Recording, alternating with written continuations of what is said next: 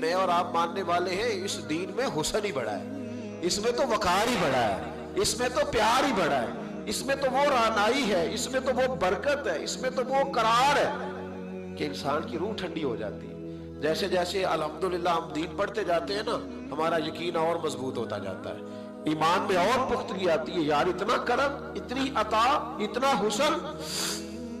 حضرت ابو سفیان رضی اللہ تعالیٰ عنہ مکے کے سرداروں میں سے اکیلے تھے جو بوڑھے ہو گئے تھے اور مکے میں رہ گئے تھے، بڑے سردار تھے۔ کلمہ بھی انہوں نے فتح مکہ کے بعد پڑھا۔ جناب عمر فاروق کا زمانہ جب آیا تو حضرت عمر گئے مکہ مکرمہ۔ حضرت عمر فاروق رضی اللہ تعالیٰ عنہ جب پہنچے نا دوبارہ اپنے دور میں، تو جا کے مکے والوں سے پوچھا کوئی مسئلہ تو نہیں، تو انہوں نے کہا حضور ایک مسئلہ ہے۔ حضرت ابو سفیان کی حویلی کو جو رستہ جاتا ہے نا، اس رستے میں کچھ جگہوں پہ پانی گزرتا تھا، تو انہوں نے بڑے بڑے پتھر رکھ کے نا تو رستہ بنا لیا۔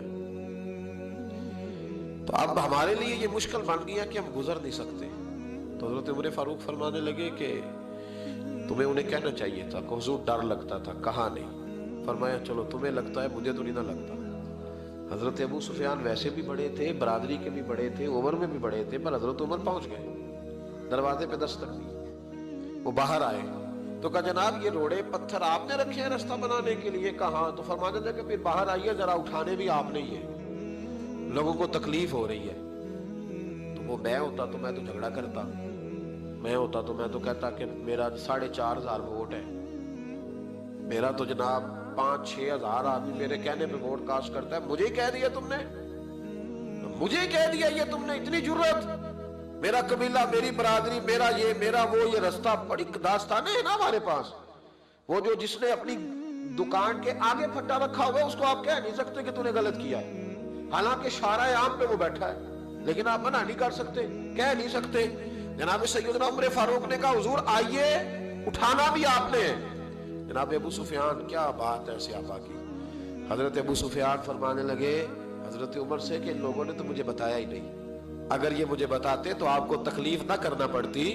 آپ نے فرمایا عمر میں اپنی بالکل توہین نہیں سمجھتا، رکھے میں نے ہیں تو اٹھاؤں گا بھی میں، بس ان لوگوں سے کہہ دو کہ مجھے اٹھاتے ہوئے دیکھتے بھی جائیں اور مجھے معاف بھی کرتے جائیں، تاکہ میری جو قیامت کی گواہی ہے وہ میرے حق میں درست ہو جائے۔ میں اٹھاؤں گا، میں تیار ہوں، ابھی اٹھاتا ہوں۔ یہاں جھگڑا ہوتا ہے، فساد ہوتا ہے، دنگا ہوتا ہے، سخت اختلاف ہے ہمیں بہت سارے حکومت کے رویوں سے، لیکن اگر کسی جگہ گورنمنٹ آ کے کہتی ہے کہ یہ جگہ سرکاری ہے، اسے چھوڑ دیا جائے، میرا خیال ہے یہ بات غلط ہے۔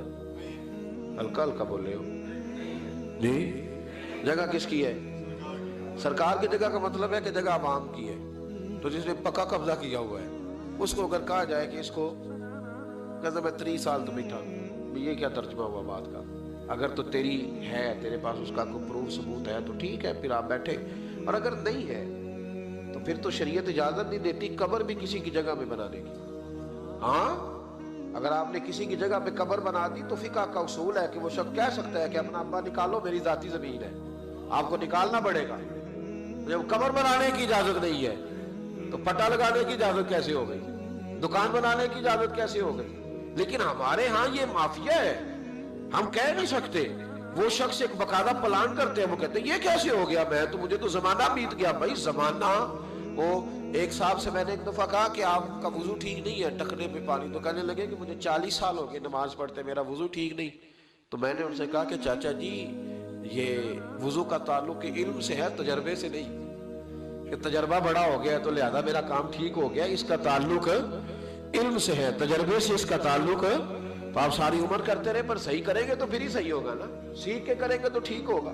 ہم تجربے کی بنیاد پر اور وقت کی بنیاد پر کہتے ہیں میں ٹھیک چل رہا ہوں، ایسا کبھی نہ کریں بھائی، ان چیزوں پر خاص توجہ دیں۔